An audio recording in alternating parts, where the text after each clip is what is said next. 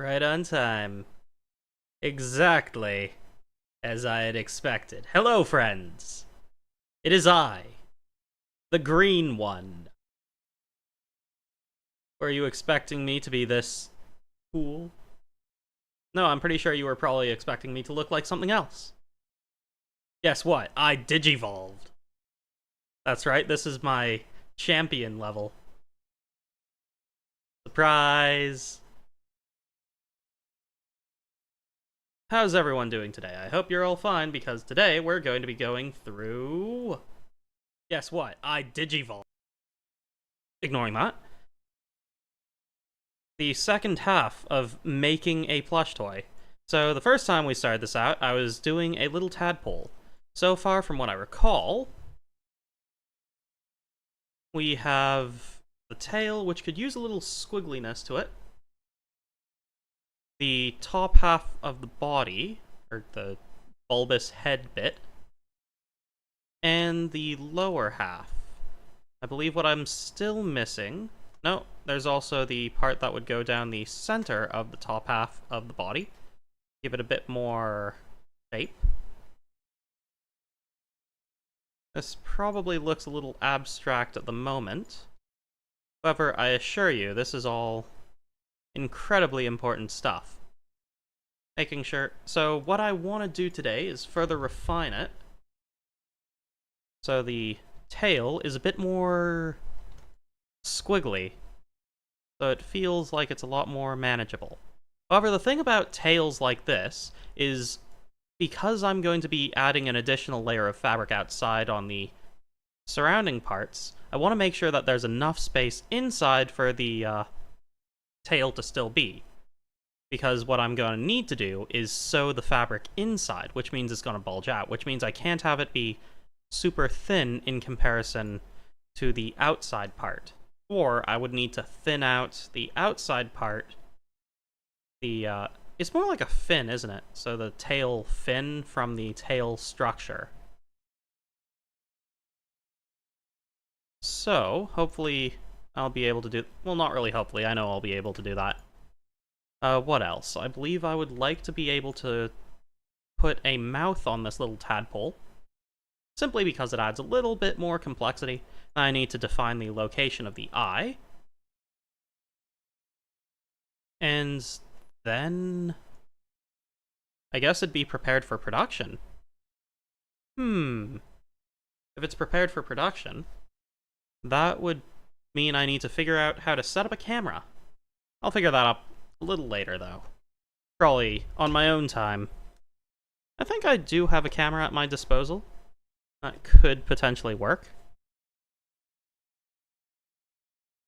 So, without further ado, let's start with adding a little bit more squiggle to this tail, which means adding some more nodes. I think... Well, there's one curve there and one curve there, so 2 curves should do it. So 1 curve sizably down there, and then that there. Now all I need to do is add the nodes here and here, and here and here. And then I can probably Shift C and shrink that down a little. Oh, that's not what I wanted. Oh. Then all I need to do is a little bit of this. Add some squiggle there. I think I'd prefer the squiggliness to go up a little bit. That might be interesting, but I think I need to make sure that the tail in general stays within the that top mark and probably that bottom mark, which does mean bringing this part down a bit. I guess... I could potentially do this, and then... Bam. No, that'll look weird when it goes into actual being made. So I may want to lift this up. Squiggles are always a weird thing to do for me. Hey, welcome to the stream. How you doing, Jack? Yeah, that's fine, no worries. You didn't miss a whole lot. I was just reviewing some of what I'm doing. So, in case you want to be caught up, making a tadpole plush. So, sort of teaching the basics of making a pattern, which is by far the most difficult aspect of making any plush toy. Oh, I accidentally pressed something that I did not want to press. So all I'm doing right now is designing the tail. So it has a little bit more squiggle in it. Better fit the picture here. The thing about squiggles is they don't always work out as well as you would hope. Since this one's further back, I might be able to get away with, oh, I'm going to get rid of that grid line there because I have both of those in line already. I'm going to bring this one down. Push it back that way. Beautiful. That should be good. Actually, I bet I could push that all back a little bit. And bam! There, we have a relatively nice looking tail. I'd say so. Actually, I could expand this a little bit. As long as it doesn't go too high, that should probably be fine. And now, the next parts I need to do are designing the part that goes around the tail, so this lighter green here. Then I can go back to the main body of the frog, or tadpole. I should make a frog plush later. Maybe I'll do a sequel to this stream, though I'd like to do something, well, actually now that I think about it. Doing 3 frogs, a tadpole, a froglet, and a full-grown frog. That'd be fun, because all 3 are pretty different. Though, I could probably use the frogling as a basis for the full-grown frog. All that said, though, let's get back to making the part that goes around the tail. What I'm thinking I can do is something that normally comes later on, which is... oh, I need to go to Path. This is a neat little trick for anyone that uses Adobe Illustrator and wants to make patterns the same way I do. So what I like to do, every time I make a pattern, is I do an offset, which looks like this. But a neat... well, first, the reason why that's really useful. When sewing, you need a certain margin of extra fabric, because something needs to be on both sides of the seam in order for the seam to hold. So, I can do this, which will make a tracing line, which is actually very different from... if I were to copy this, then make a replica, and make it larger. If you want to do something like that, you can do Control-C, Control-B. But, as you can see, when you make a shape larger, it doesn't actually encircle the entire shape properly. So this, what it does is it makes a proper shape that properly encircles everything within the specific margin you set. So it's like crazy useful for anyone trying to make a plush pattern of their own. So, moving on from there, let's see here. So we've got our tail piece, but I still want to make our fin part, which I can do by taking... actually, what I could do is, if I were to Control-C, Control-V, then separate the top and the bottom, Control-X, Control-V, then I can use those as the outer piece, or top and bottom, of the outer pieces that I need. I guess so.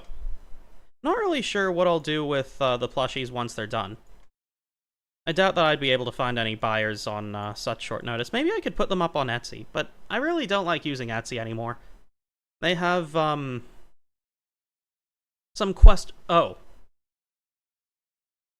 I just noticed something that makes me feel dumb. Let's put me down in the corner over here.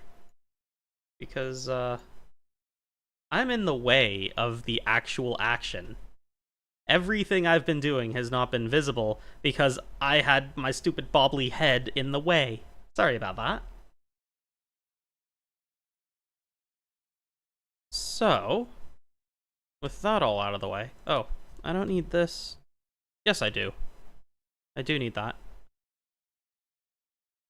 I just don't like how squiggly that is. That should work, though. In that case, now then, I can take this. I'm going to move this over here so I have some more space to work. Then I just need to attach using the pen tool and anchor to that. And then I can just start making some waves. Yeah. The key to good waves is... There's two different methods that I know of making wavy patterns. So one of them is doing a peak and trough separately with points. The other one that I know of is you can do something like this, where it's just setting the node sort of in between. So then with that, I can do another one that goes down, which definitely makes a different look, as you can tell. But I find that with these ones, I have to do a lot more editing, which takes a bit more time. But I find that they tend to use less nodes, and when you're dealing with a really big project that needs a lot of nodes, it can be helpful, because having a certain number of nodes, after a certain point, it starts to lag your computer if it isn't super powerful or something like that. I also find that they're a lot more extreme like this, so I prefer to set it differently. I'm going to delete all these because I just want to demonstrate what they can do. Oh. That was not a node. That's the center. Fun fact, if you click on that, you know exactly where the center of your piece is. So that's neat. Now then, where was I? So, making more waves. Happy little waves. Like a Bob Ross would do. Remember, there are always happy little accidents that you're gonna need to fix, because happy accidents are not okay in plush making. This isn't painting. Where are you from? Get your head out of the clouds. Happy accidents make terrible plush toys. Somebody quote me on that. Clip that. Happy accidents make terrible plush toys. It's sad, but it's true. It's very true.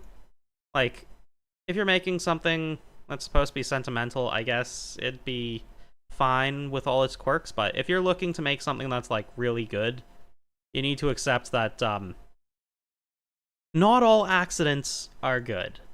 Now, there are circumstances where, you can accidentally find something that looks better than what you had planned.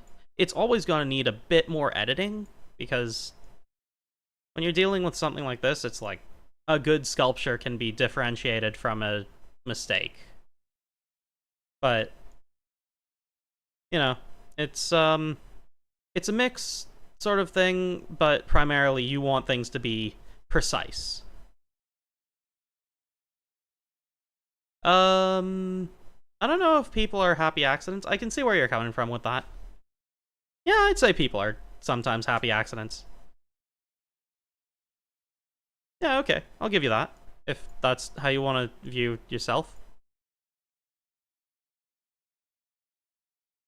I mean, this is nothing like a person. I think. People are unique, different, interesting. This is precise, structured, rigid. I guess there are people that are like that, but I can't imagine how someone who's incredibly structured and rigid would be. Like, I love structure more than the average person, I suppose, but even I don't think that I would want to be, like, perfect about every minute detail. That's just a good way to spend all your time. Actually, you know what? I know a lot of people like that. I know a lot of people that stress out over the finer details, and it never does them any good, so, yeah, be careful with, how much time you spend making things super perfect, is what I'm saying. The moral of the story is people are happy, and mistakes happen, and that makes them less happy. Wait, what's the moral there? What am I talking about? Anyway, we finished the top of the tail, which is going to look totally weird. I need to get rid of this extra little lump there, and just expand that a little bit. That should be good. I also want to start tapering things off closer to the tail, or the end of the tail, because I want the tail to be tapered a bit as well. And to get the correct look, we need to have it look like it's properly being tapered. What? I mean, I wouldn't say just get over it, because that sort of takes out the whole part where you're going to have an emotional reaction to it. And just saying get over it is very apathetic to those emotions, and that won't really be conducive to, actually being able to get over your emotions. Learning to understand and care for and properly deal with your emotions. I wouldn't even say deal with, because that still doesn't sound quite right. But when emotions happen because of an accident, it's more about learning how to get through it. I don't even like using the word cope, because coping to me is sort of making things up, bandaging the solution, or bandaging the problem until you don't notice it's a problem. But in reality, you need to properly work through everything you have to deal with. So don't just do something that'll make it feel like it's not there. You need to address it properly. So accidents happen, and when they do, don't fret. Just work through it until they're fixed. Oh, I pressed a button that is not helpful. I pressed the F key. The F key it changes the view type. So pressing it once will make the frame full screen, which then cuts stuff off for you guys. And pressing it twice will completely cut out all the tools. If you ever press the F key, just press it twice more. This is only applicable to Adobe Illustrator, I believe. But, it's a good thing to know. Yeah. F's in chat, am I right? In that case, now we've got the top part of our tail. Now, let's do the bottom part. It's all part of the process.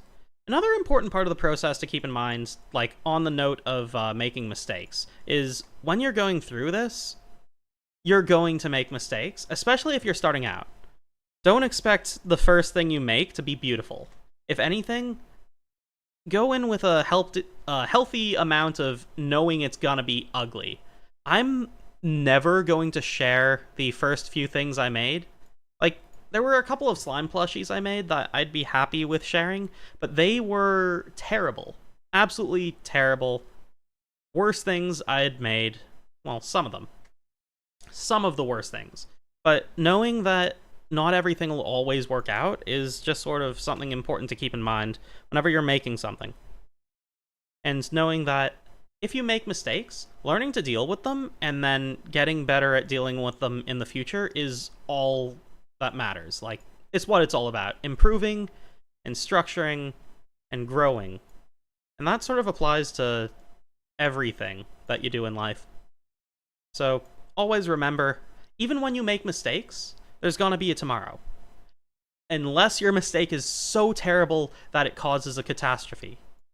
In which case, there might not be a tomorrow. So, my two pieces of advice: be prepared to make mistakes, and don't destroy the planet by accident. If you're trying to destroy the planet, I'm gonna have to ask you to please don't. I like the planet, it's where I keep all my stuff. Please do not destroy. You can clip me on that. You can quote me, do not destroy planet, it's where I keep all of my stuff. Signed, Green Mage. So, let's see here. Oh, I was going to record all this.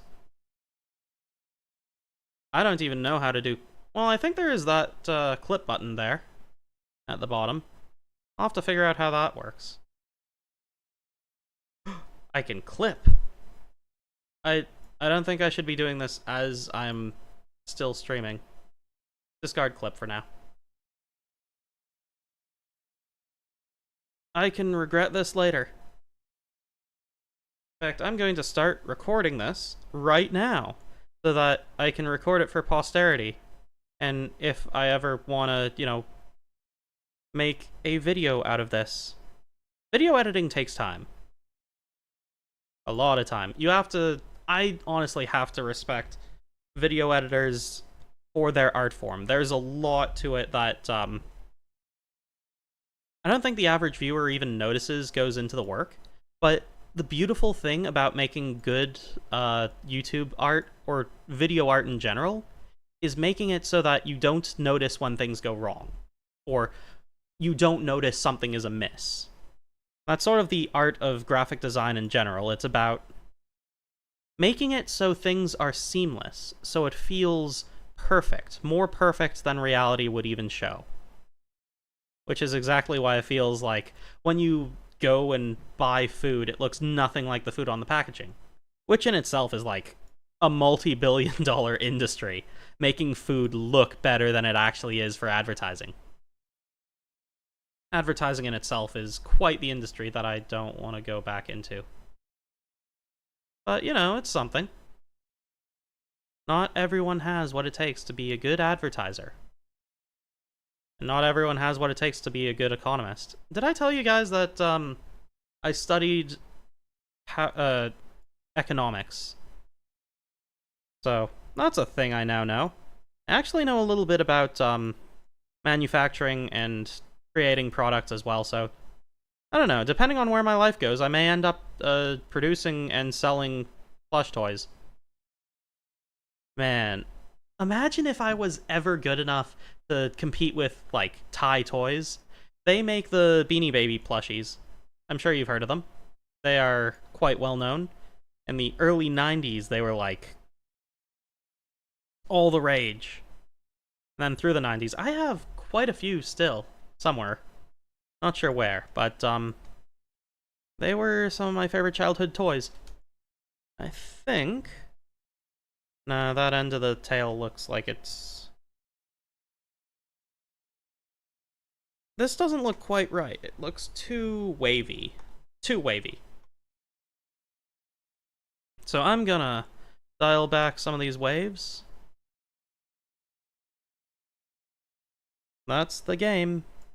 Learn how to fix. Constantly. A mascot?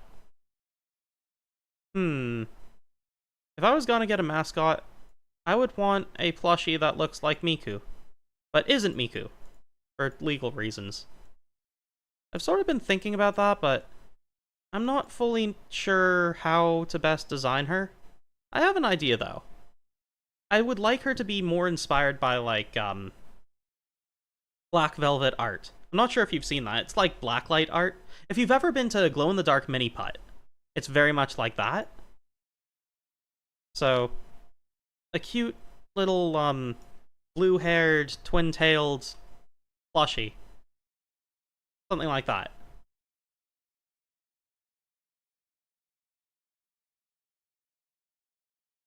Full design? What do you mean by full design?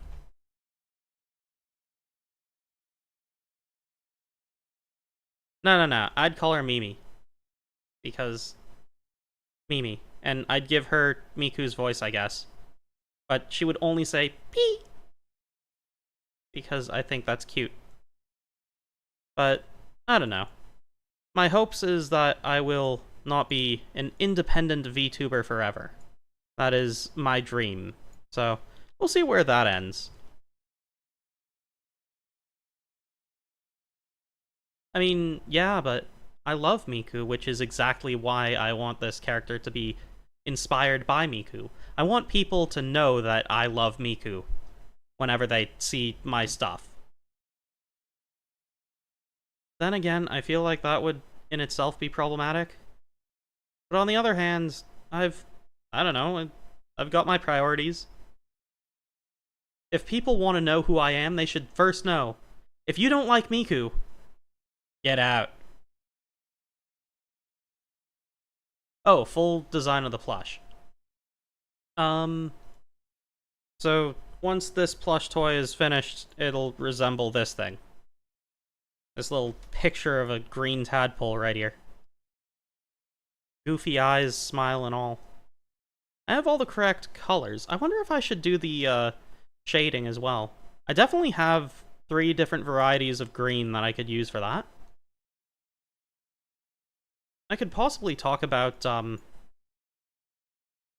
fabrics and materials that I use as well, but I think I'll wait until I actually do a stream for properly assembling. So tracing, cutting, sewing.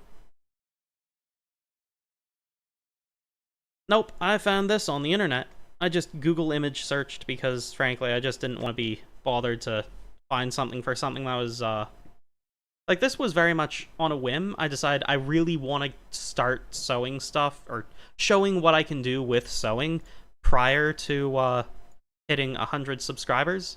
I'm still trying to hit that mark, and when I do, I still intend to do a proper viewer's choice sewing stream. That's something I would very much love to do. But, you know, first gotta hit 100 subscribers. So, tell your friends. Invite your family, maybe. That probably won't go over so well. I doubt people are gonna try and get their families involved here. I do try and be family-friendly for what it's worth, but, yeah, I don't know. Tell your friends.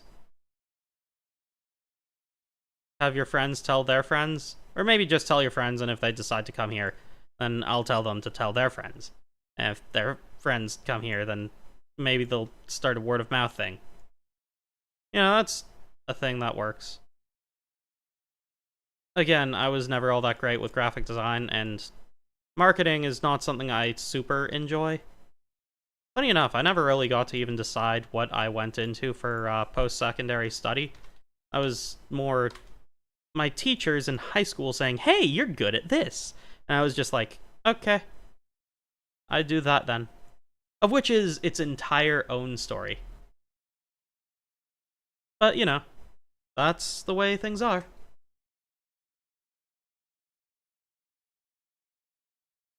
Now then, I believe that does it for the tail, which means I want to do the same thing I did with that. Why is this lagging out slowly? Weird. It's probably fine. Offset path. And that should be good. Maybe it's because I selected both of these at the same time. Weird. In any case, now we have both of these. There's another thing with sewing. Another technique that I know of that would be very much useful, though I don't know how much I'd want to bring it up now, but when it comes to sewing, in order to make sure things line up properly, a good technique is using little triangles that match up pieces. So this should be going across this part. I wonder if this would actually make it all the way across. I don't think it will. So, let's make a copy of that, and come over here. Right now I'm just changing the settings so that I can actually see how long the piece is. So 41.3 centimeters. Not sure if, centimeters or inches better, but the reason I pick to go with metric specifically is because metric is basically everything is a multiple of 10. So, 37.615 is 600, no, not 600. Every centimeter is 10 millimeters. So, the place here, on the other side of the decimal, is 6 millimeters. So 37.6 millimeters. Then if I go one step further, normally I round to a tenth of a millimeter, which gets me super precise, which means pieces tend to fit a lot better together. Another important thing to remember is the amount of stretch your fabric gives you, of which I'll definitely have to show during the stream where I properly assemble everything. So, it looks like this one is actually a fair bit longer than this one, of which in itself might seem, oh, well, there's that gap there. This gap is going to be sewn together so that we get a proper curve, which means...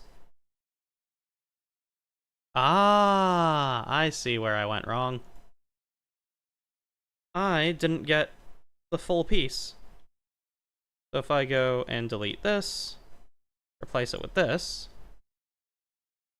44.98 versus 41. So this one is still not long enough. I was right. Would you look at that? So, in order to fix that, 44.9, 41.3, I need to extend this. Oh, because it's a vertical line, I can just 44.9 with width.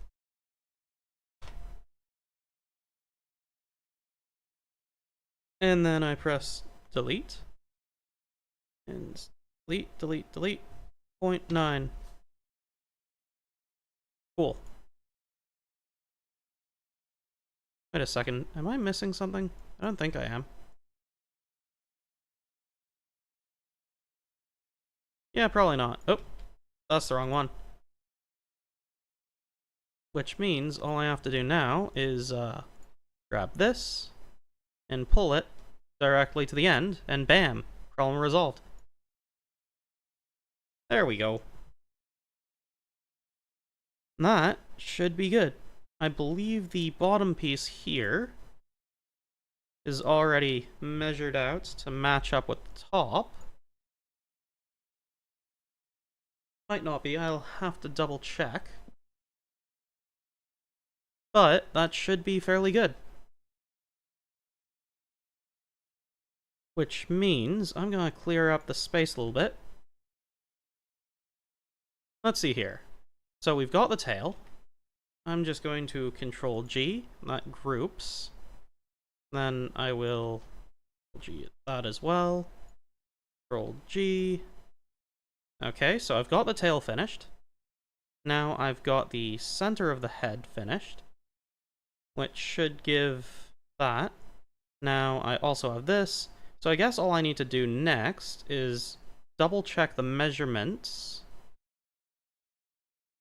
to make sure that everything fits together properly.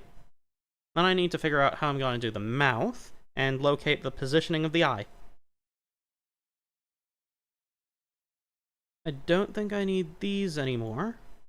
All of these were just measurement guides that I use to make sure things are precise. Oh, I don't need this guide here either.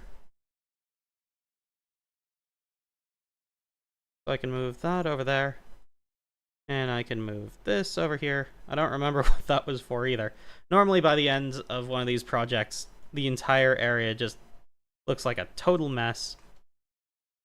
I can't even remember how it is that I started off with these. But these were my first sort of preparation. I guess I'd call them sketches, but sketches normally involve hands drawing, don't they? Dunno. But, that does set up everything nicely. So I've got my tail, I've got my head, so let's next measure out the head. Keep in mind that doing this work is incredibly precise, and if you do not have precision, you're gonna struggle. If you have any questions, make sure to ask, so I'm happy to answer anything you might want to know. So these two need to measure or match up. This may look a little weird, given how these two will come together at the very bottom. I may need to find a better solution, because when you have something like this, oh, but I do have... This is going to matter. Because this piece goes around here, that means it's going to be softening that edge. So the curvature won't be as sharp as it would normally. So that means I need to check the total length of this.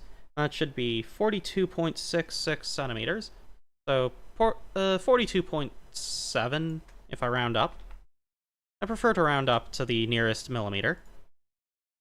Versus 32.9. So what I may want to do is extend this piece so that it can better match up with the top piece. So 42.66. I'm not sure about the tail piece, but I'm definitely going to start off with expanding that. Oh, plush toy patterning. So when you make a plush toy, you notice that it's made of different pieces. You can see the seams along it. This is the process of actually figuring out how to make the seams so that you can sew the plush toy. So pretty much what you end up doing is, once we have the full pattern, so say this is the tail, we can print this out, and then trace it onto the back of the fabric, then cut out that piece, and then we can sew the pieces together and end up with a plush toy. Plush toy patterning is one of my favorite hobbies. Well, next to actually getting to make the soft plush toy. But it's a bit of a challenge because everything needs to be very precise. Otherwise, you end up with basically puzzle pieces that are all the wrong shape and don't fit together properly. It's kind of like sculpting. I believe the piece I was measuring out was here. So 35 versus... You know, I'm also not taking into account... Actually, no, I kind of am. So the end part here should be matching up with that.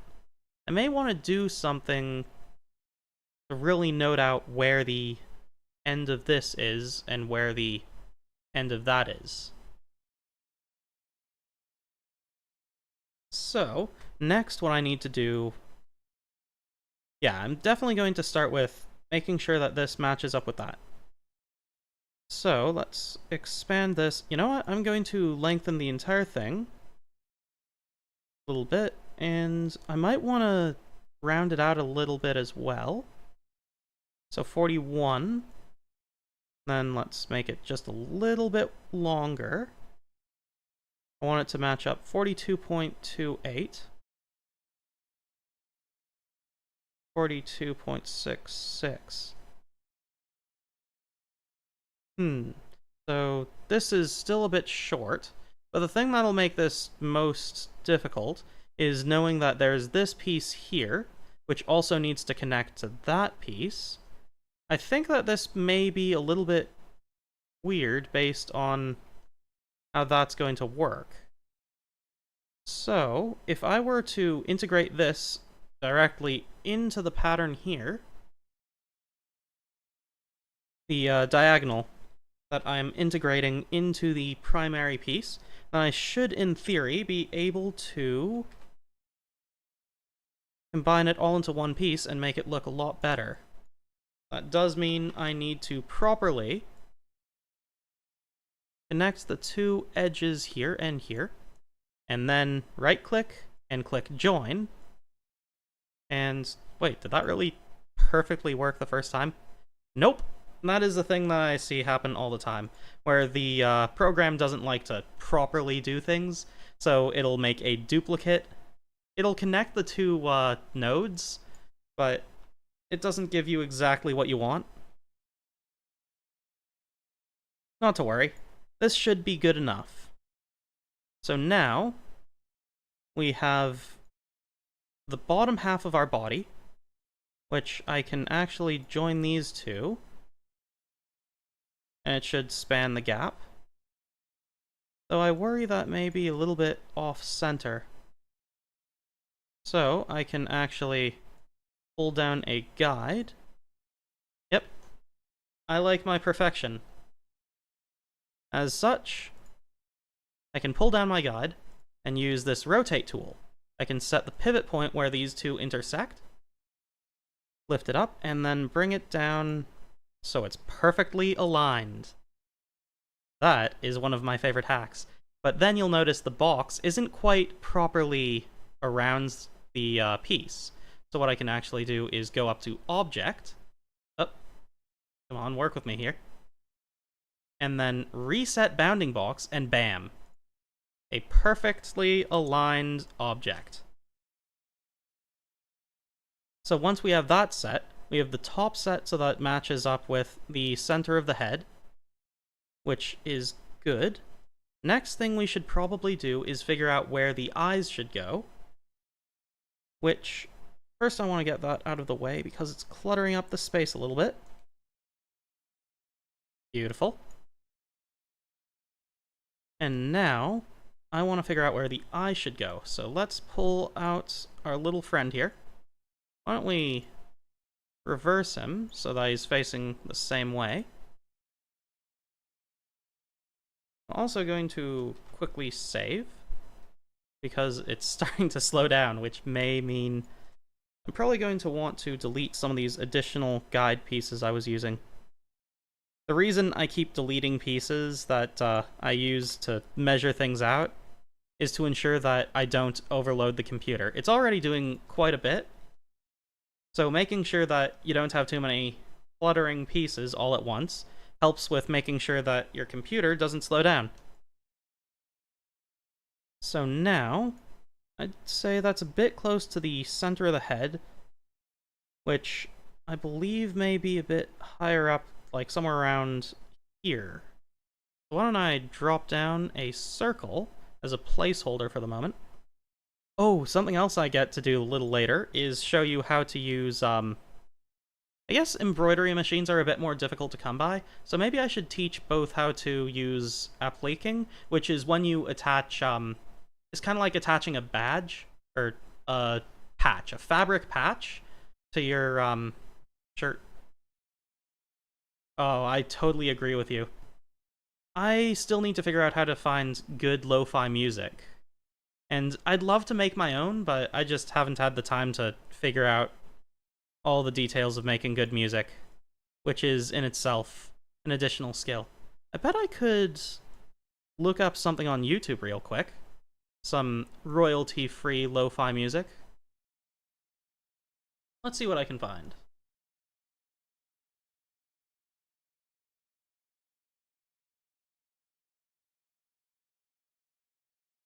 Okay. There's a few things here.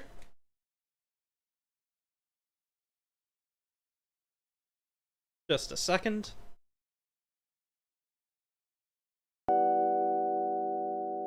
How's that? I don't think that can be heard. Oh, it can. How's the audio on that?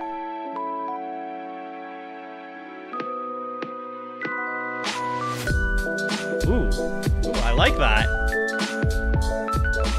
Feels a little loud.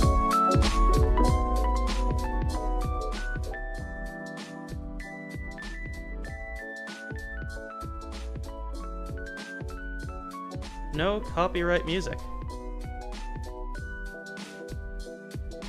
Okay, so still loud. Still loud. How's that? Is that any better?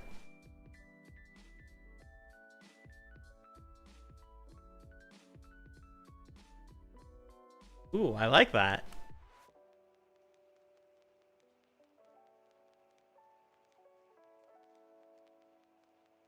Whoa.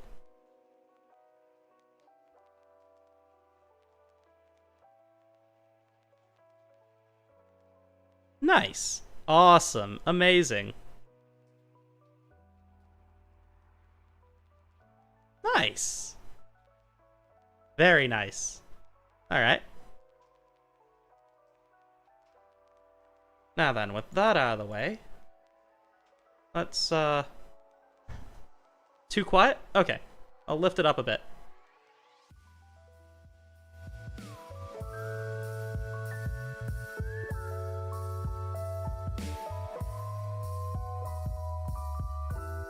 Ah, thanks.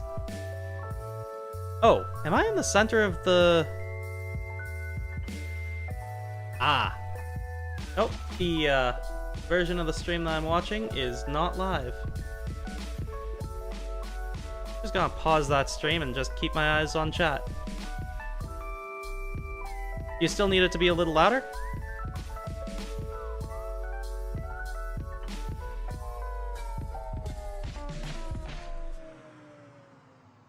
What happened to the... Oh.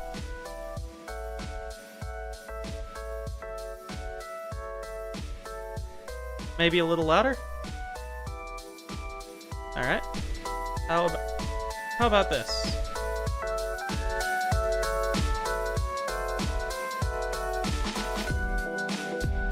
That's fine? Awesome. Excellent. Oh man, this is so chill. I like this. Alright, so, where was I... No?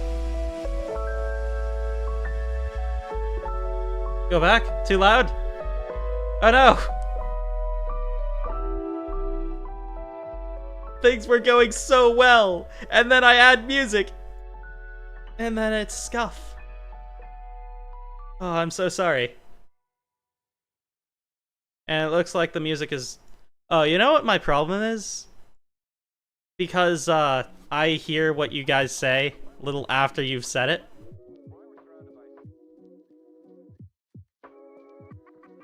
That's, negative 30 decibels. How's that? Higher or lower?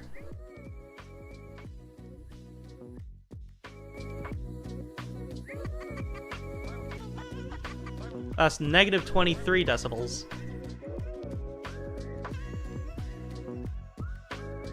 So which one was better, 30 or 23?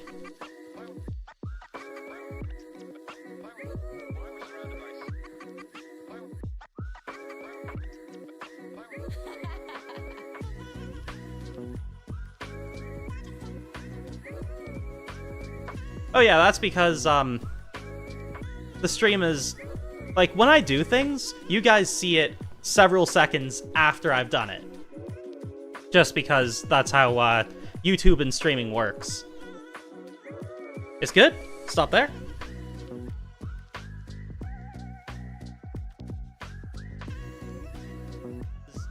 Like, when I do things, you guys see it several seconds after I've done it. Just because that's how, YouTube and streaming works. It's good? Stop there? Awesome. Okay. Now, we finally have some chill music. Oh, that feels good. I finally have chill music in the background. I've been a little bit worried about having chill music in the background because I don't want to get copyright striked or something. Oh no, now I'm... Wait, I haven't changed my, my voice levels.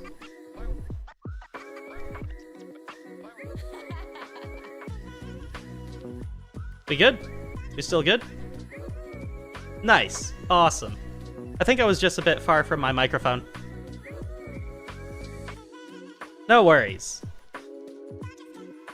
Awesome. Now then, with all that sorted, and the scuff out of the way, let's remember where we were. So we've got most of our body complete. Well, we've got our tail finished. Which I worry may not properly match Oh, this totally won't match. Because before I was thinking, oh, that'll round out. However, I know for a fact the way this is shaped, it will not. So in reality, what I'm probably going to want to do is measure out this, then compare it to our tail. Let's see here. So we got 14 centimeters there versus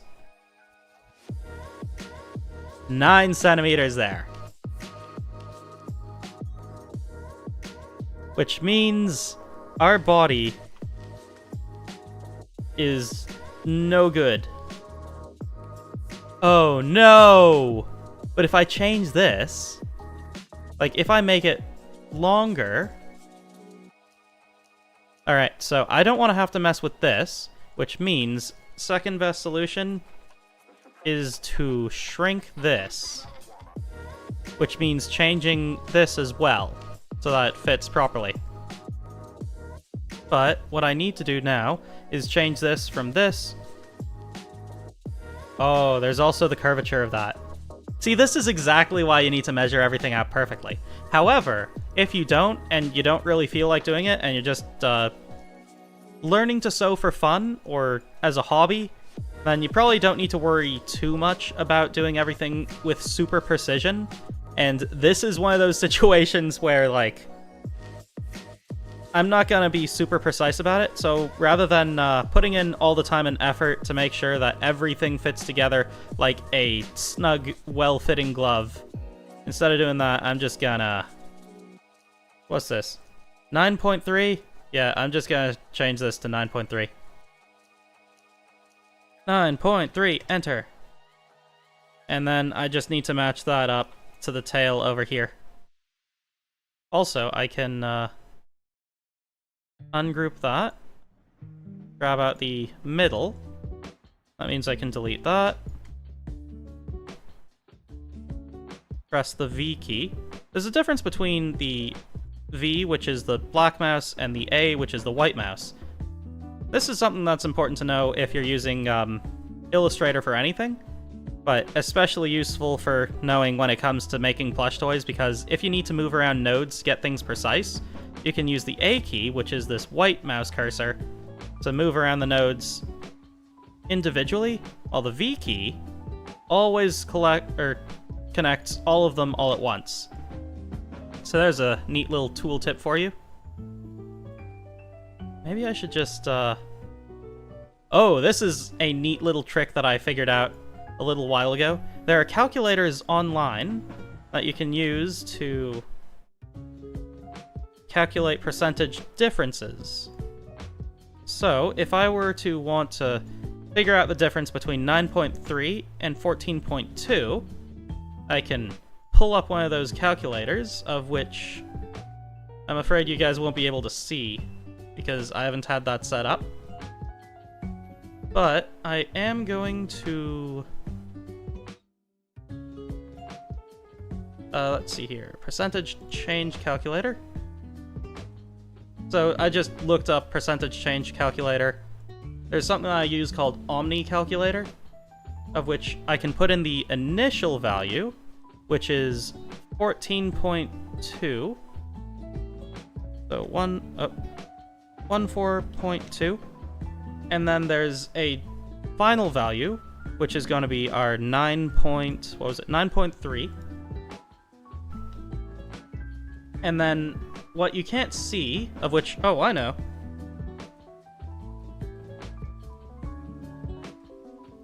I can just Control V that into there for you guys to see. Oh, there's a little tool tip there. But you can see the difference is in 34.5, negative 34.5%, which means you need to take this away from 100, and whatever's left is what you need to put in when you want to change the size of, say, an entire piece of your pattern. So, I believe it is under Transform Scale. So we're looking at... That's 34.3. And I believe what I need is... 66%? 65.7%, if I'm not mistaken. Anybody want to check the math on that to make sure that I've got it correct?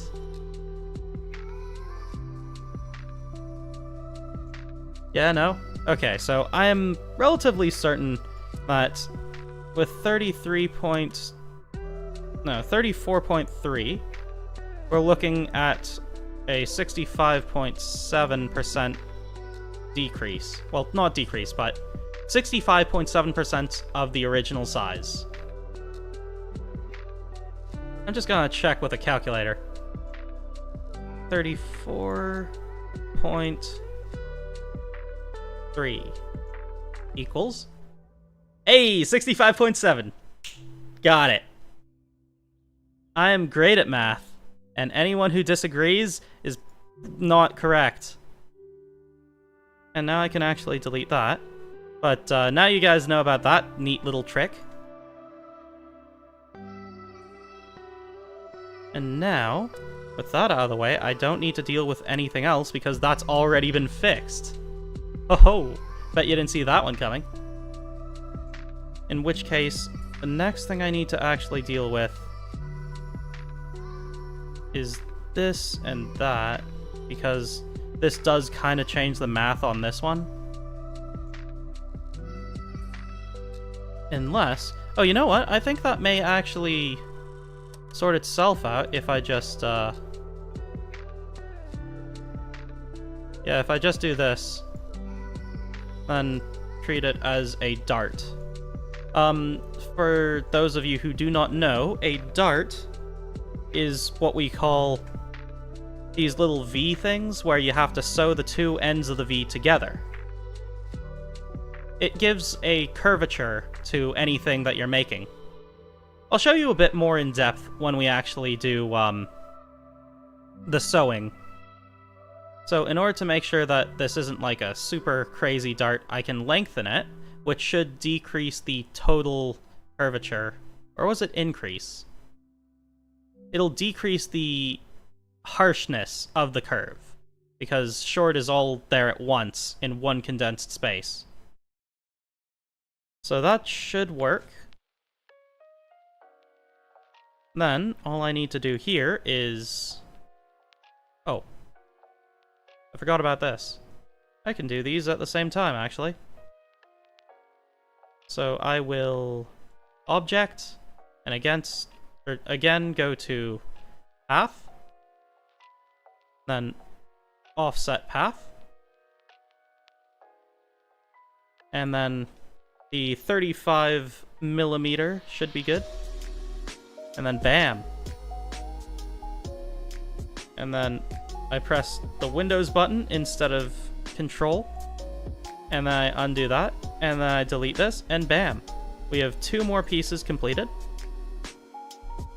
You can also just right click and click group to group things, which I think is a pretty sweet thing. Now then, all we have left, I think this should be good for the eye, honestly. And then the body. So the next part that I still want to figure out is how to do the little smile there. So there are 2 ways I can potentially do this. So the first way is superficial, which is just sort of sewing the picture, I guess I'd call it the picture, of the smile on directly, which would be just using thread to sew something that looks like a mouth there.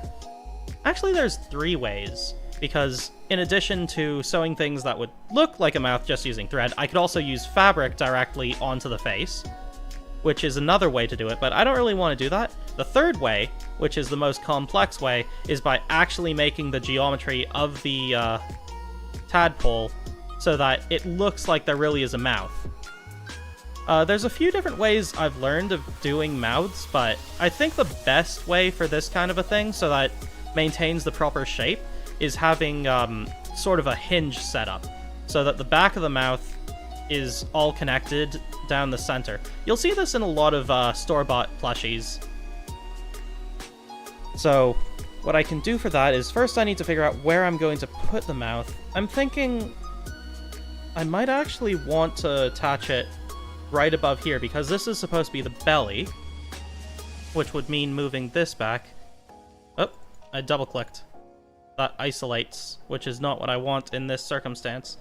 I'm not really sure how to best describe the importance of isolation. It's really more for if you're doing something with tons and tons of layers, which I do not currently have need for because I like to keep things as simple as possible. So, let's see here. Oh yeah. I don't know what I guess I'll have another dart with that, which means I don't need to worry too much about that. I'm also gonna close that up. Excellent. Which means, if I want to do the mouth here, I need to decide where I'm going to put that. So what I could do is, actually I'd want the line tool for this, of which the quick key for the line tool is the slash. Is that backslash? I think, yeah, backslash. I don't really know how to use the backslash key in usual context, but I think that's primarily for coding, and coding is not a thing I do a lot of. So, the two ways I could do this... Actually, nah. I wouldn't really say two ways in this circumstance. I'm thinking I can add on that little, little smiley bit there. I don't know what that's called, like a dimple, I think? Hey, how's it going? Welcome to the stream. Elijah. I'm guessing that's Roblox Gaming Team? How's it going? I'm just making a tadpole. You know, as you do. On a normal day. So, now with that in place, I can just connect the two. Another thing I could potentially do is using the belly as part of the smile. The thing that's going to make this the most complicated is the part where I know that,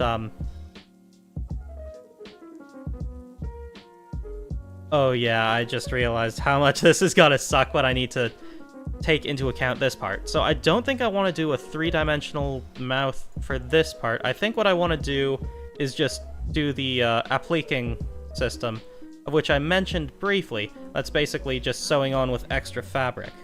So what I can do is start making the shape of the mouth, then I can expand it across. Hello, welcome to the stream, Lukeman Geometry. How you doing? So, now Control C, and then I get this, and now I can shape my shape a little better. I bring that down, and I do the same thing here. And I want... Why do I keep pressing...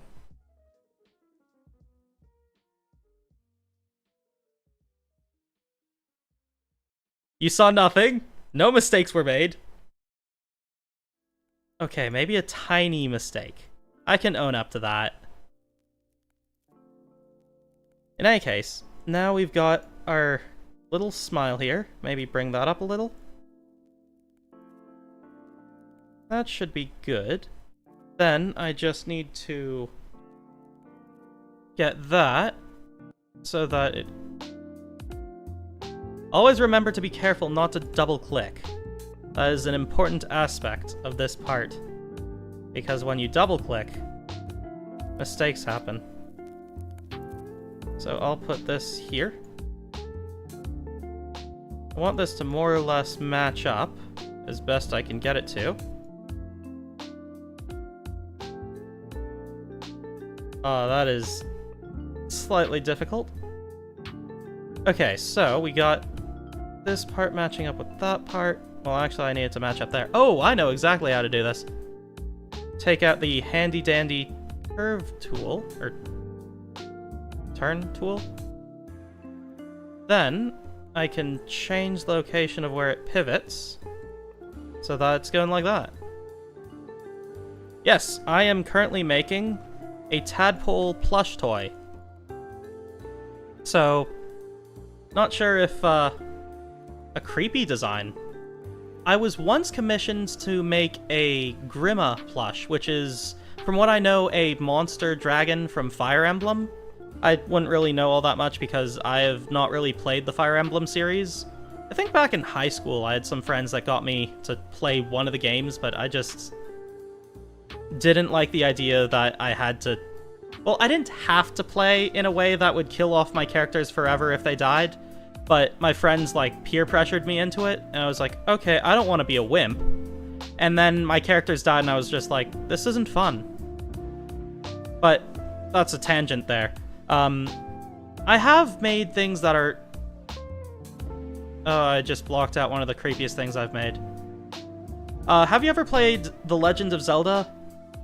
And you know the like-likes, the slimy tube-shaped monsters that steal your shield? So I'm thinking like Ocarina of Time or Majora's Mask. Those old games. I once made one of those ugly things. And it was an interesting project. It was fun. It was difficult. And I regret every second of it. Or rather, I regret having completed the project. It was definitely weird, to say the least, that it existed. It physically existed. So that was fun. But, oh, I never answered that question about, am I making something? Yes, I am making a tadpole. This is the pattern aspect of it. So before I do the tracing of the fabric and I cut the fabric and do everything.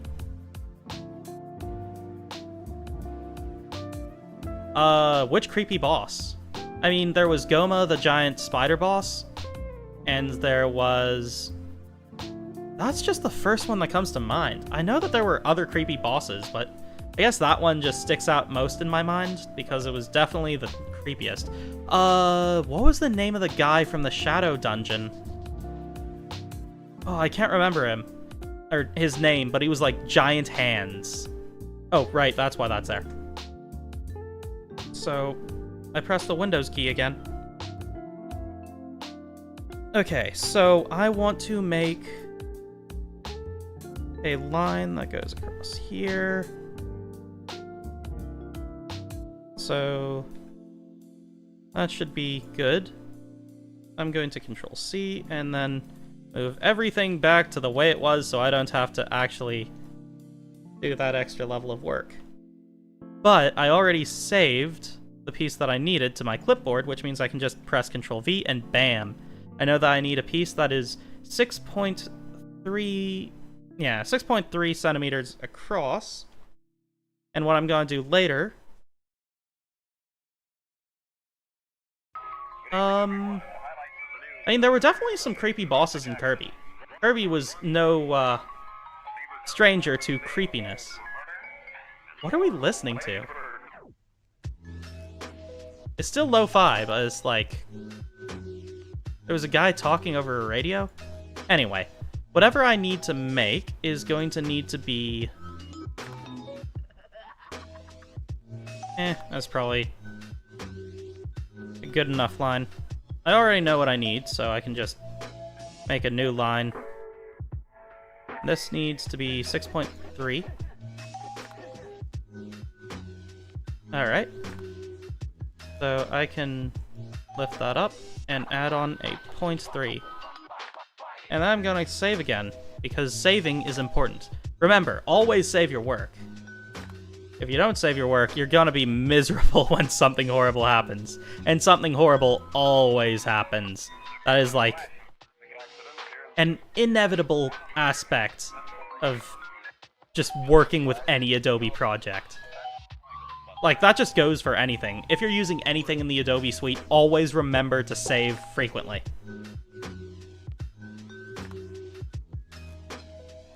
I mean, yeah, that's weird music. Sure is. So now, what I need to do is take this piece, then I want this to be right there, and then I just need to match this up. I see.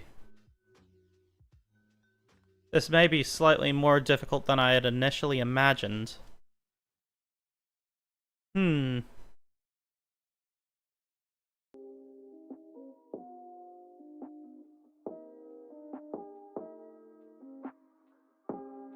So what I am seeing here is, if I do it this way, it's going to look a little weird, because this isn't how it's going to look when it actually comes across the face. Because normally what I would think is,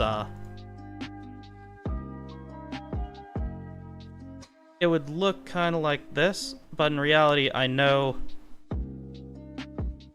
Oops. Oops. There we go. It's gonna be a bit more like this. But because the curvature in flat, it looks like it'll be slightly different. So I guess what I need to do is do this, and then bring this across. And then do that. Then I can just, oh. I'm gonna get rid of that grid right now. Or guide. Oh. Somebody messaged me on Twitter, and that's exactly why I can't focus for some reason. I guess I'm just not used to getting messages or people paying attention to me. Must say, it's kind of exciting.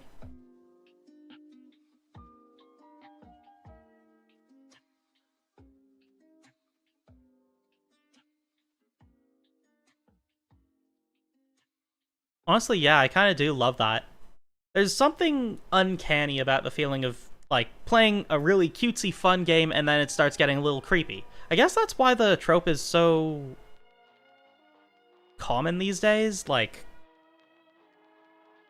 with FNAF and stuff. Falling into love hurts just as much as falling out of it, but I'll scrape my knees and scar my shins. I hope you never doubted that I'm down for you. Wanna hit the town, make it loud, be a clown for you, or maybe we could be a Romeo and Juliet, except without the age difference, and we can forget the death. Cause this is what was I thinking? My brain just stopped. Like just that vintage Nickelodeon innocence love. Innocence and type of if we fight, let's chill and make up. You're one in a million base stubs, but to me you're like a lottery. There's a lot of fish in the sea, but okay, what was I doing? Oh, you know what I should do?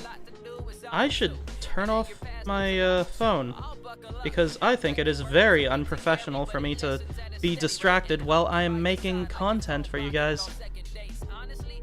Doki Doki is really fun for a number of reasons. Ooh, I should play Doki Doki. I'll have to work on that a little later. Oh, I can add that to my, Doki Doki, the original game, is, like, free on Steam, isn't it? I should do that for next week.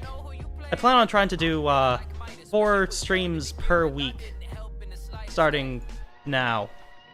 Well, starting this week, specifically. Oh, that's why. I'm doing a lo-fi playlist. Anywho, so let's see here. For this, you don't actually need the outline the same way as the rest. I can probably work on this a little later and figure that out. But, yeah, that should be good. This is gonna be a complicated piece to figure out. But I think that actually is the last piece that I need before I do my first prototype.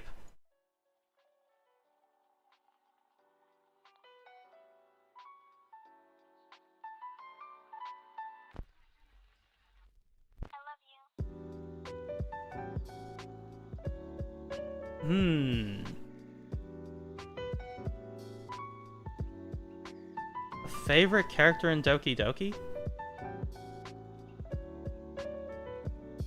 I'm really stuck between Monika and Natsuki.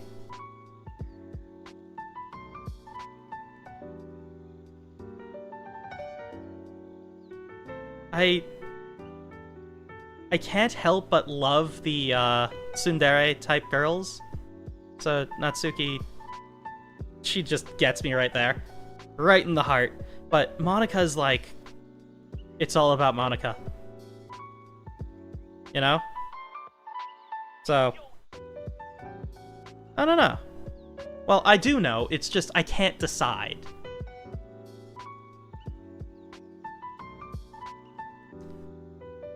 Okay, so with this out of the way, I'm going to outline both of these.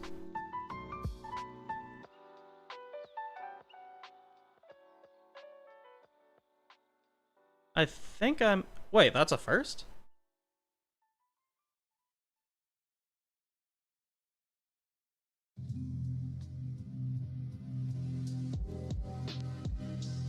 Really? But she's so cute. And she has that attitude of, I don't want to be around you, but I like you. And I think that's just so sweet. What, is it just me who likes Natsuki? Really? I thought tsunderes were, like, great.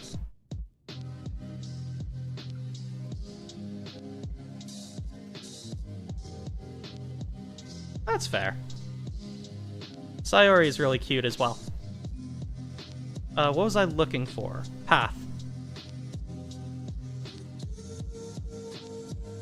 That's... Oh, right. Outline? No, offset.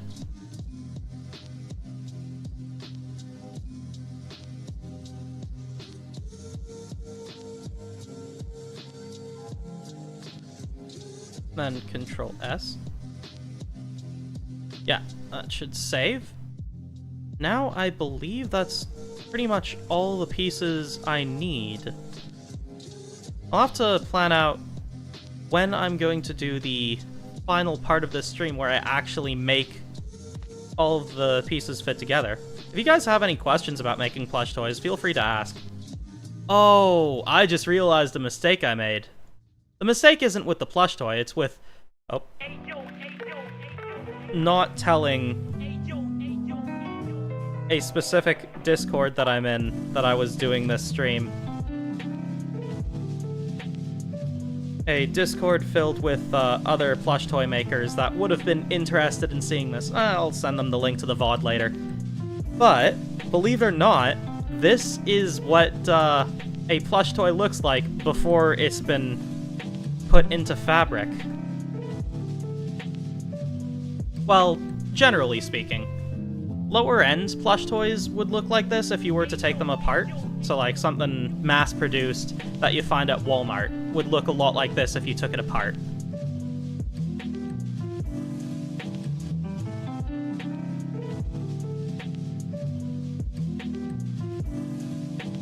That's fair.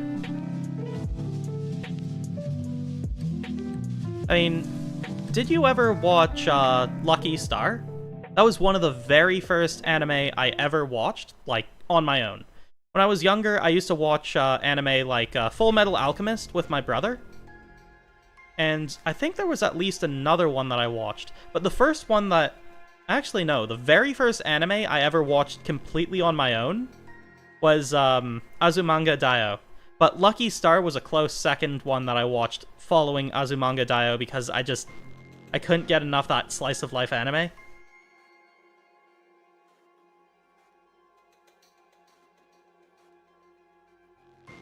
Like a long one.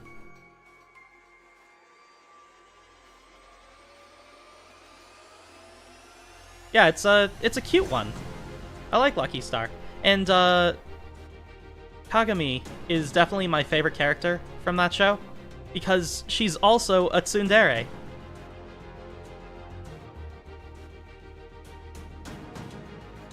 And also she dressed up as Hatsune Miku in that one OVA. So there's that too. But it's mostly just, I don't know.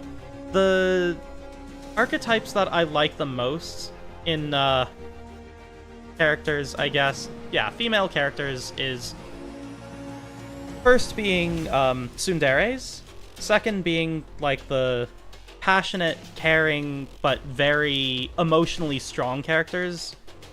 So, the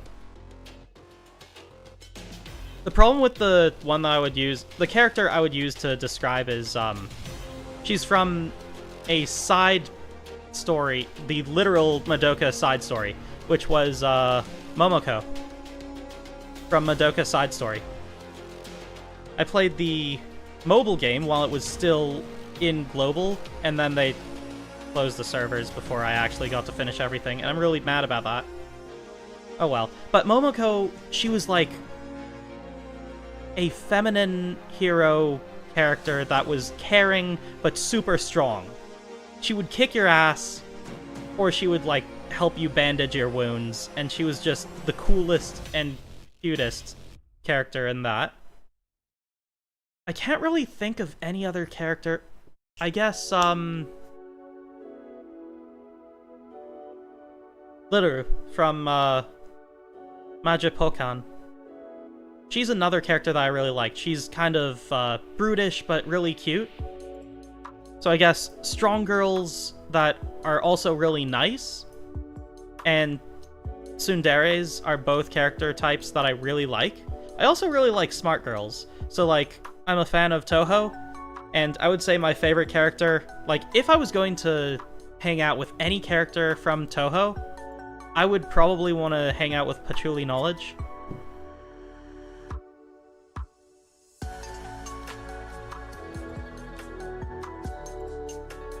Zombieland Saga, the first anime you watched. Fair enough. What else?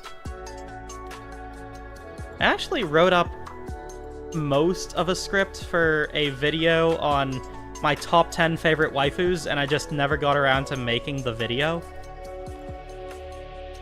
Who else was on that list? Whoop. Moving the screen does not make the computer happy. I had my script somewhere around here. Oh, I probably put it away in a file. And while, this is still open, I'm gonna have a tough time. For now, I'm kind of finished with making the plush toy, but I don't have an intermediary or just chatting screen set up. Please forgive me for my lack of, Dang it! And today was one of the days where I had the least scuff. Well, these things gonna happen.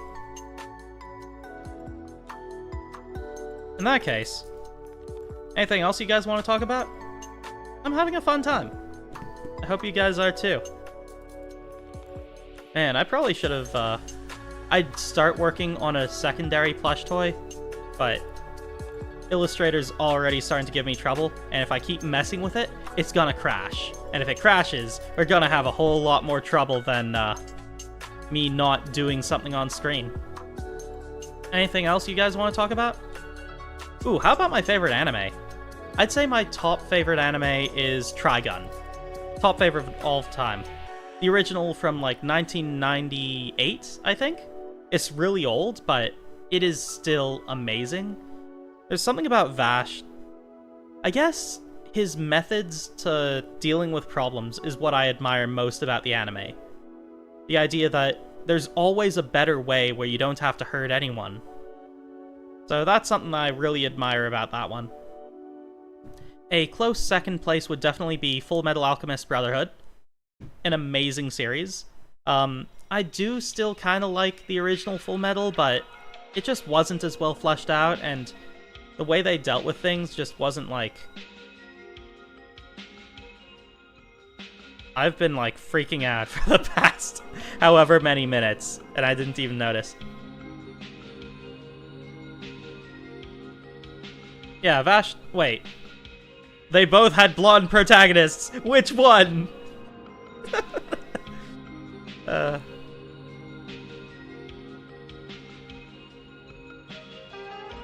Let's see here. What would be a good third place?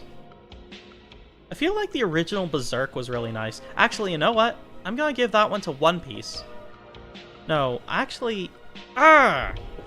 One Piece is good, but it's so long-winded that I can't even in good faith, like, put it up.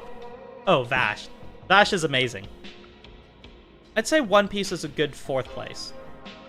But I kind of want to give third place to Azumanga Daioh, because that one still just... It's a lot of fun.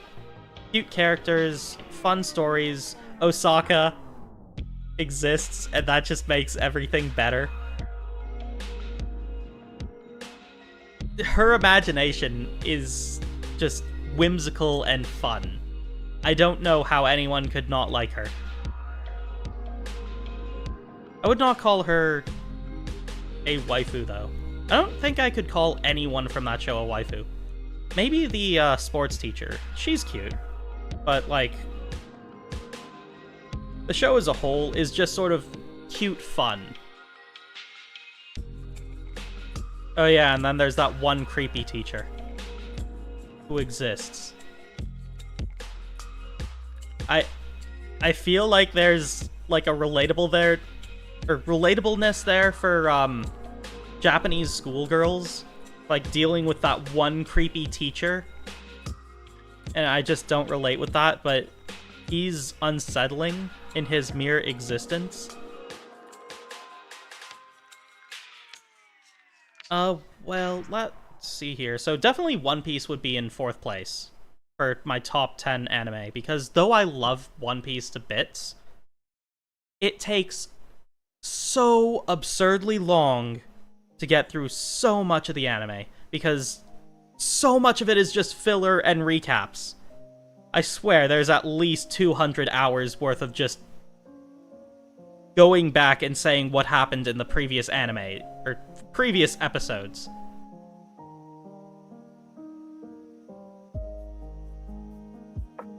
I still haven't watched Chainsaw Man. I heard it was good. I guess, if it wasn't really for you, then it's not for you. Not everyone likes every anime, and you don't really have to. That's why we have different tastes.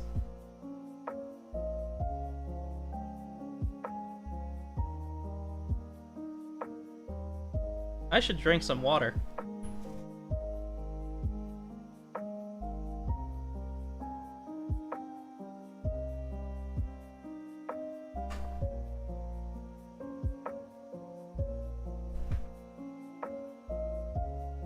Oh, cool. I spilled water on myself.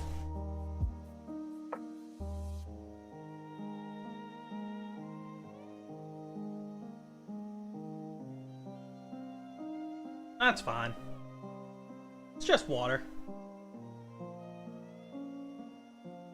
A little water never hurt anyone. A lot of water has, but a little water not so much.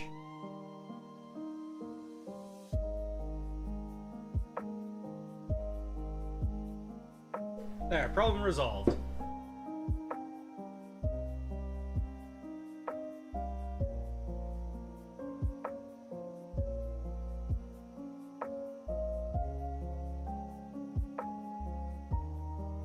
Ah, fair enough.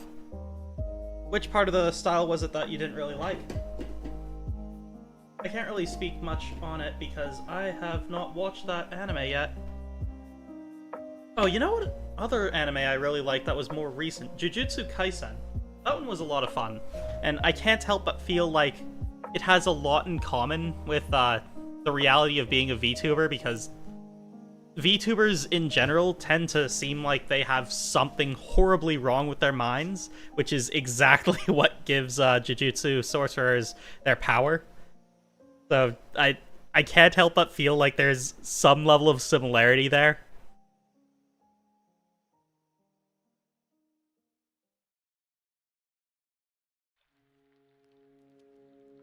I see, I see.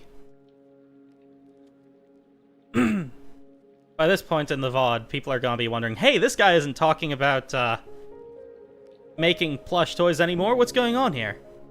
I'll have to cut things apart and make a better short-term video for anyone else who wants to watch. I also want to set up a proper schedule. If you guys have a specific time of day where you're cool to come and hang out, make something fun, play a fun video game, chill, learn.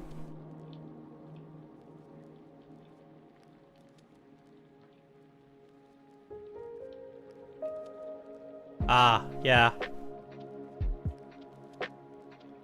I guess it all comes down to, where you are in life that makes that kind of aspect a bit more or less relatable. There are some anime that are definitely not for all ages and are very much targeted at a very specific audience. And I think Chainsaw Man is definitely one of those.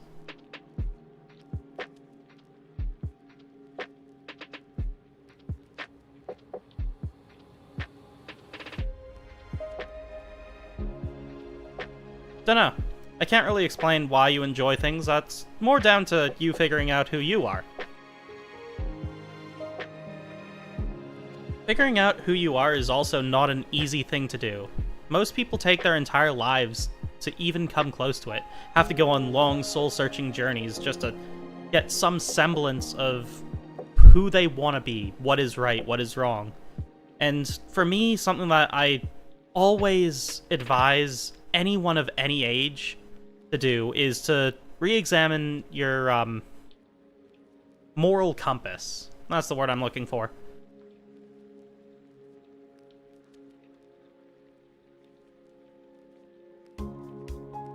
Ah, that's fair. It's nice to have non-serious moments, but I think that it's important that we have to deal with serious things every now and again to remind us of where we are in life and how things are going. Keeping yourself grounded is all I'm saying. It's also why I say, make sure to re-examine your moral compass pretty often, because sometimes things we think are true, or things we value, may turn out to be very one-sided or very extreme views that we need to reevaluate, because you're going to learn over time that there's other things that you could have never imagined being true. There's always more to learn and always more possibilities, so always be prepared to learn more and expand your horizons. When I was younger, I was very much set in my way of thinking. I have definitely seen Pochita enough to know how cute it is. But I think that was kind of the intent, to have some cute, fuzzy warmness in the anime. I only know vague bits about it. I think I saw one review of it. At least one. And then I just sort of learned things here and there from people mentioning it and talking about it. That's sort of how I learn most things.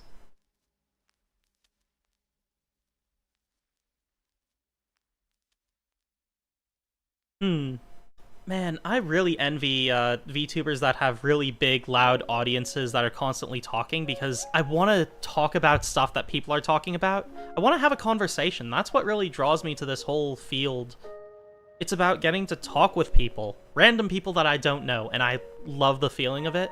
There's nothing more exhilarating to me than getting to get into a conversation about something that I don't actually even know all that much about.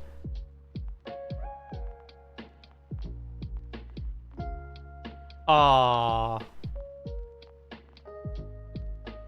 I think I've seen that specific scene, so I do know about that a bit. I mean, that's how he becomes Chainsaw Man, so I guess he is Pochita now? Yeah, that is a spoiler. We should probably avoid spoilers for anyone who doesn't, or wants to watch the anime, but hasn't had a chance yet.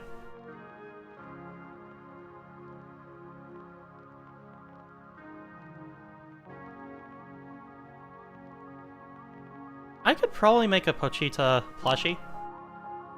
I feel like that would be a no-no, because making plush patterns live on stream would give people like me that know how to utilize a plush pattern the ability to make their own, and then they may not be as smart about it.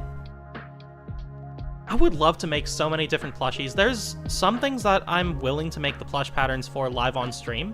I would love to make my own plushies live on stream, like design everything. But I think if I'm gonna do a plushie based on something else, then I think what I would want to do actually is just do the sewing part on stream, and then the rest of it, like, in the privacy of not being shown in a way where you can actually see. So I'd probably do tracing. Actually, that would... Nah, I think doing tracing of the fabric would be fine, because that would make things like... If you see the vague outline of a piece, it wouldn't tell you exactly how to do it. It'd give you an idea, and for an experienced plush maker, that'd be useful, but for anyone else, it'd be difficult still.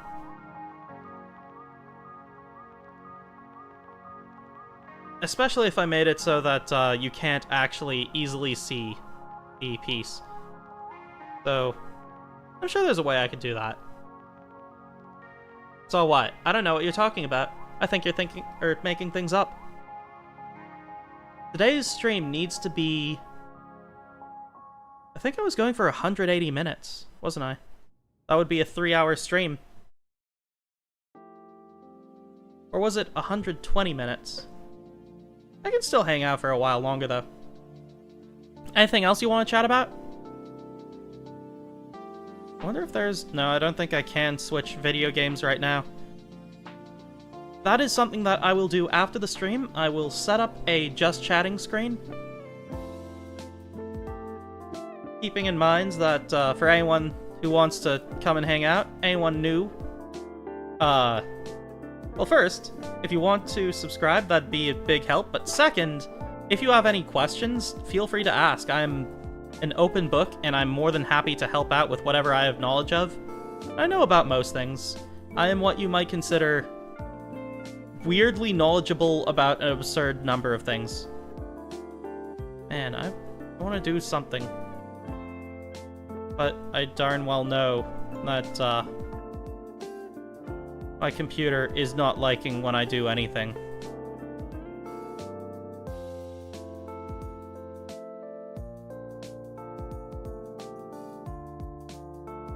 Bocchi the Rock? I have heard of that one. I have a friend that's really into the anime. I have not watched it either. You know what's weird about triangles? Their center isn't their center. You can actually see how it's like wobbling around.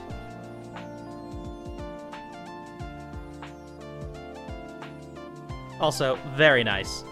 I know that a lot of people love that anime because Bocchi is such a relatable character that is also slightly not relatable. Like, she's off-center enough that it makes sense, where she feels real, as opposed to the usual characters that are all very much samey.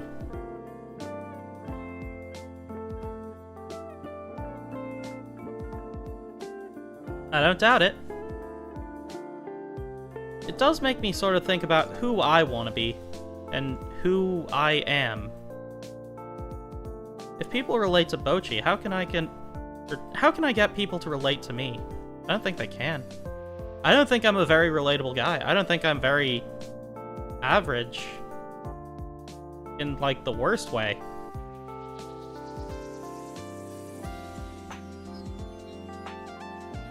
How do you find the center of a triangle?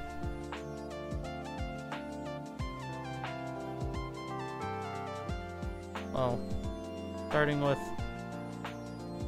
this, but then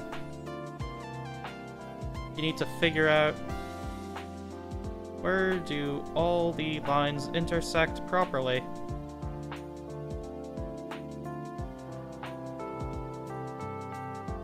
And then even this isn't correct, is it? That is definitely not correct.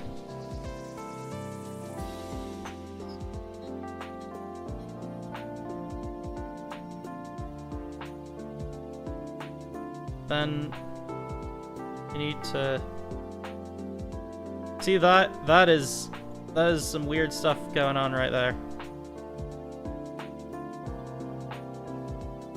So then I need to do this. Not sure if you've seen my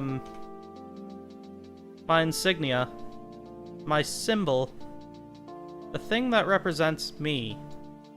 However, it is a triangle with the three corners sort of melding together. First, I need to finish figuring out how to get to the center of this triangle. There's something beautiful about triangles to me. They're unique in their complex beauty. You can't simply find the center of a triangle.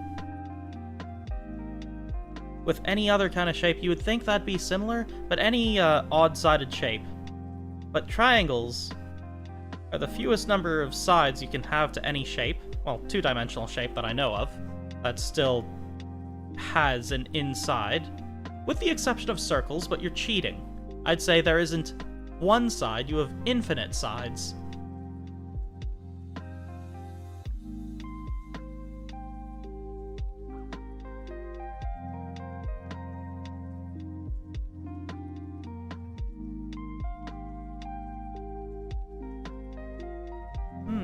That's a good thing to think about.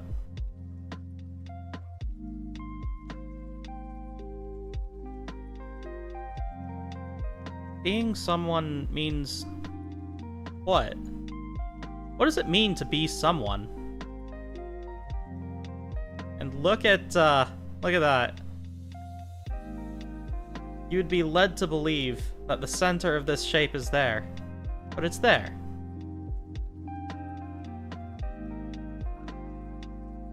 And if I let go, I don't know, that's so bizarre.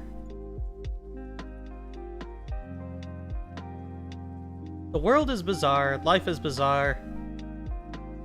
Why do we spend so much time worrying about so many things that don't seem that important when I think about how everything is? When I say everything, I mean a literal sense of everything within the universe, and possibly outside if that exists.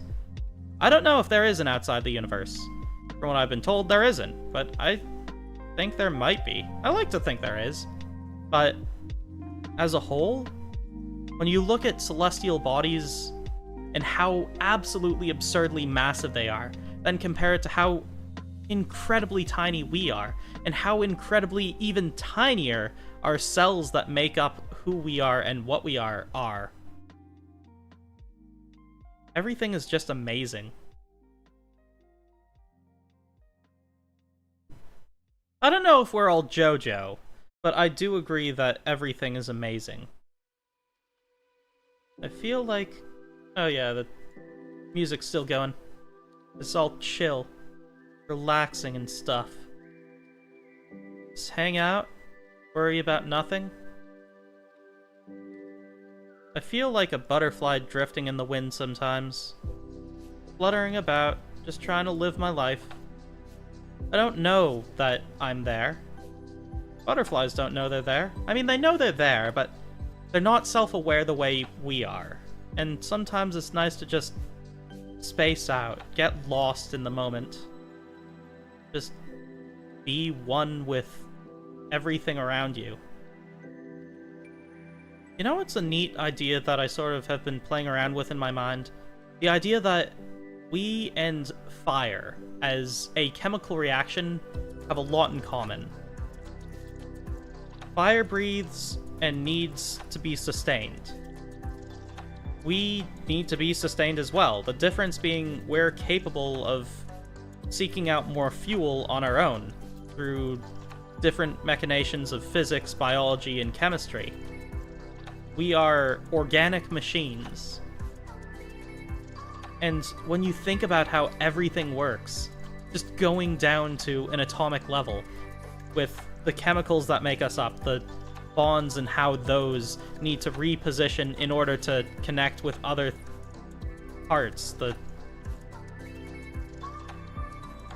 acids and fats and proteins that make up our bodies and how it interacts with each other in a way that's self-sustaining.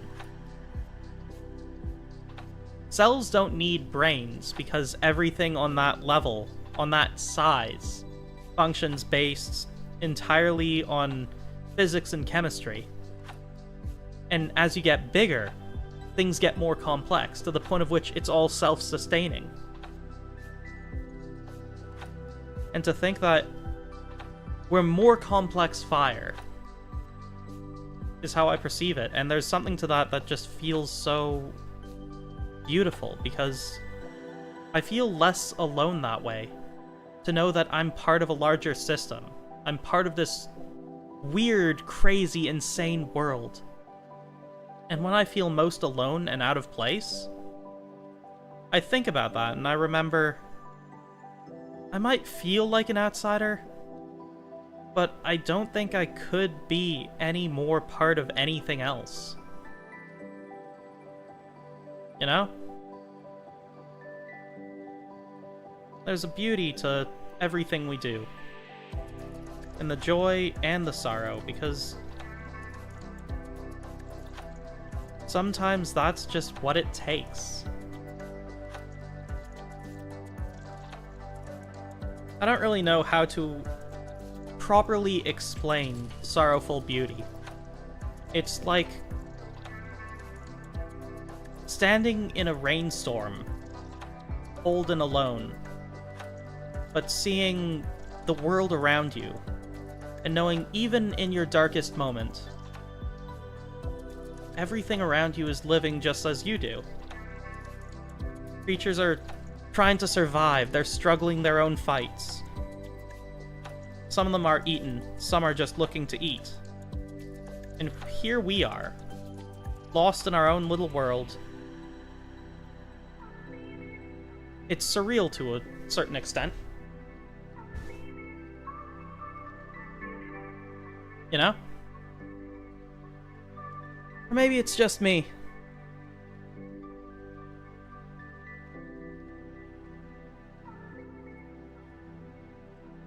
No?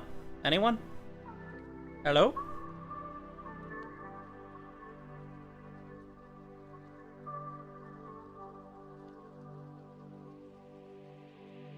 Well, I'm going to keep playing with this triangle.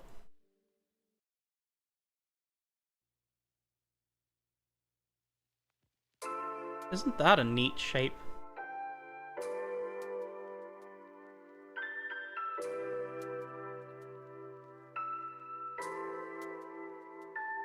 Look at that. Look at all those triangles. What if I...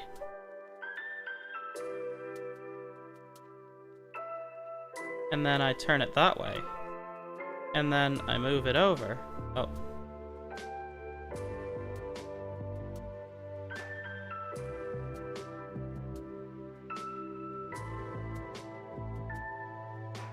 I think that's almost. I could possibly do this.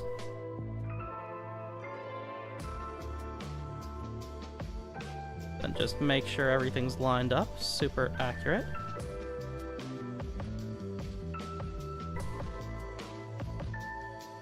Look at that. That's kind of trippy. How many triangles you see there?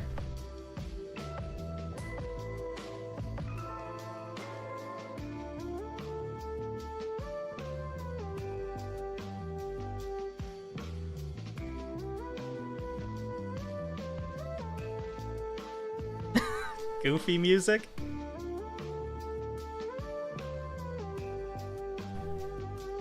Like, silly music? Or do you listen to goofy singing? Really tragic music. Porsche. Mickey? Pluto?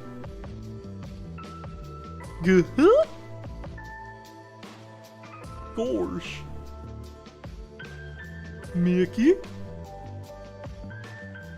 Pluto? I don't think I am going to be on beat for you guys because my voice capture doesn't do that quite so well. Why do I look so scared? That is so weird.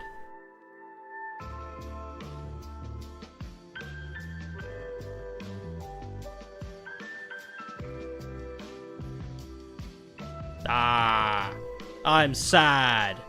Ah, I'm angry. Ah, I'm happy. Ah, Wait. I think one of these is happy and the other one is...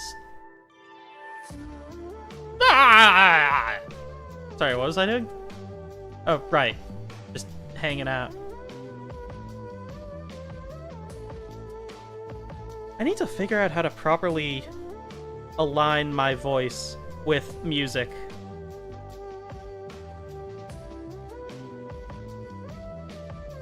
Oh!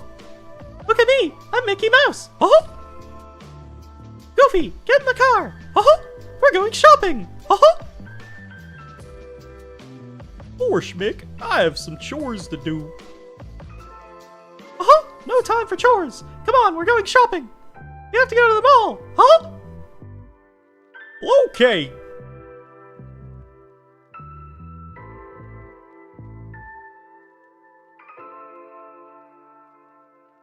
You know what? I'm gonna move where I am.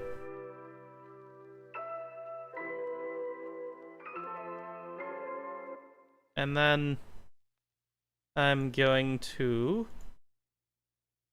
put this here. I'm gonna put that there. Voila! Look at me now. I look pretty cool. What if I were to say...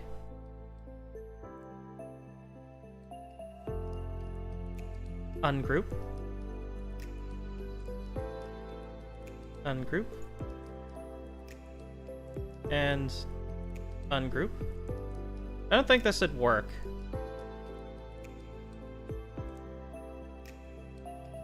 Yeah, my computer is not liking this. This is a pretty cool shape, though. I think I might play around with this a little bit. Might make for a neat little sigil.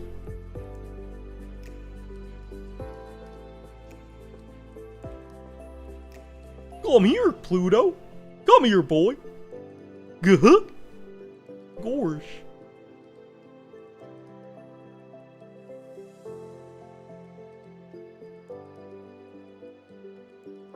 How do you like that? Is my impersonation? No, not impersonation. Impression of Goofy good enough for you? And maybe Mickey Mouse? Oh, were you asking me to do that in Mickey's voice? Uh-huh! I'm here, Pluto! Come here, boy! Uh-huh! There we go.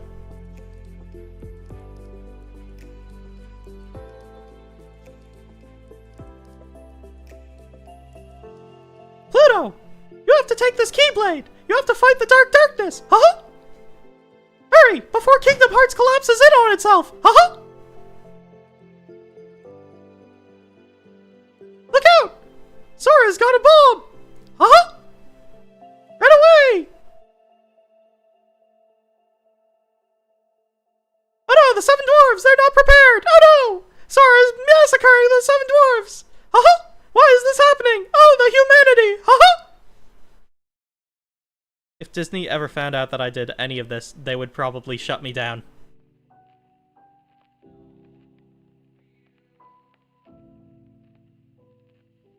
What if I wasn't Mickey? What if I'm just some high-pitched voiced tree monster? Hear me! Ah! You wouldn't hit a tree dwarf with glasses, would you?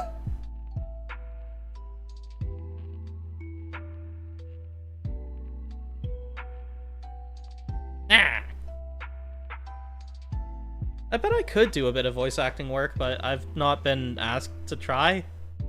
And I don't have situations that would really allow me to. I bet I could make something.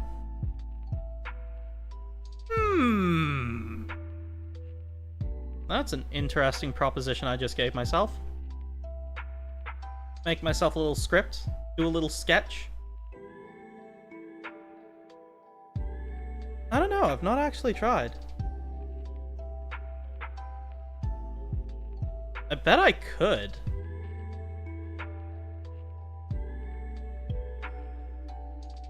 I can certainly do a bit of singing.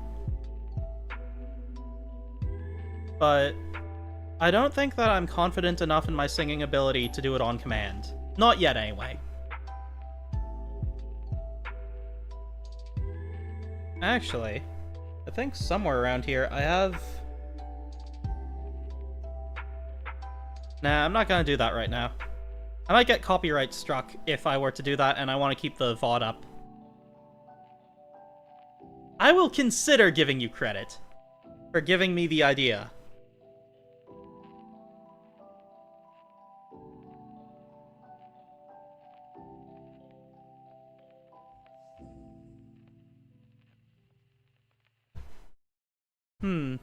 Well, it certainly gives me some ideas of what I could do, but for now, I think I'm going to... Actually, I'm gonna hold off on ending the stream for another 4 minutes. I said I would make it to 180 minutes, or no, 120 minutes for this stream. 180 I'll try and do for tomorrow.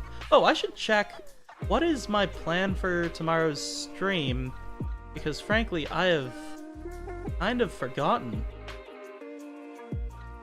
I believe I have that put up, the schedule on my channel. So, I'll just go and check that. Oh hey, I got some likes. So today is Thursday. Oh, tomorrow I'm playing Timberborn. Cool! That's a fun game. Yeah, you guys will love Timberborn. Maybe. If you like city builders and you like beavers, then you're gonna like Timberborn. So that should be fun. I'm looking forward to that. Oh, I gotta make a picture for that. I'll do that after the stream.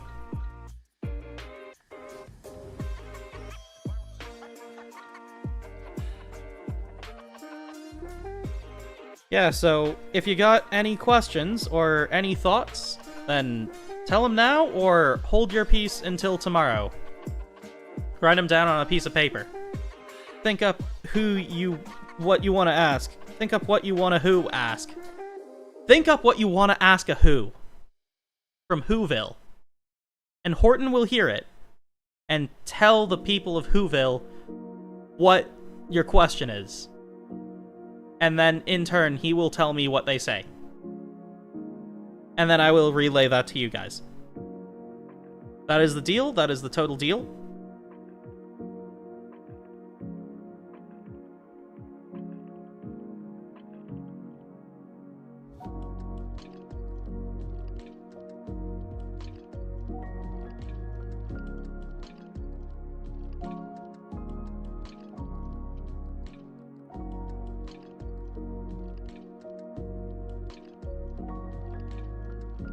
Indeed. Excellent. I still have 2 minutes, and I'm not gonna end the stream until I hit that 180 minute... No.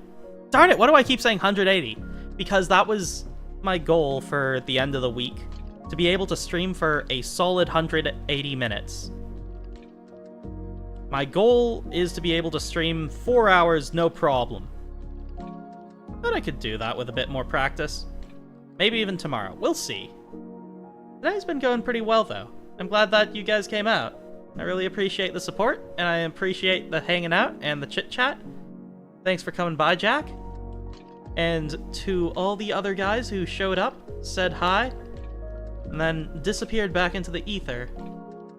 If you guys are still here, Luke Man, thanks for coming by. Nathan, the Minecraft gamer, thanks for coming by.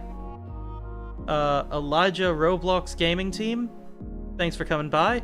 I think that's everyone. I won't be able to do this kind of a thing where I shout out everybody who shows up in chat, but for now, while I don't have too many people coming by, I'm gonna thank each and every one of you guys for talking in chat. And, oh man, I still got like a minute left. I think, anyway.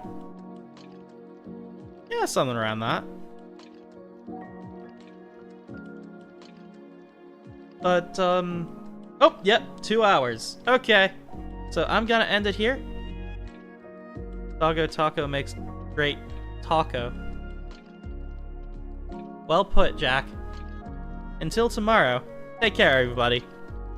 And I will see you later.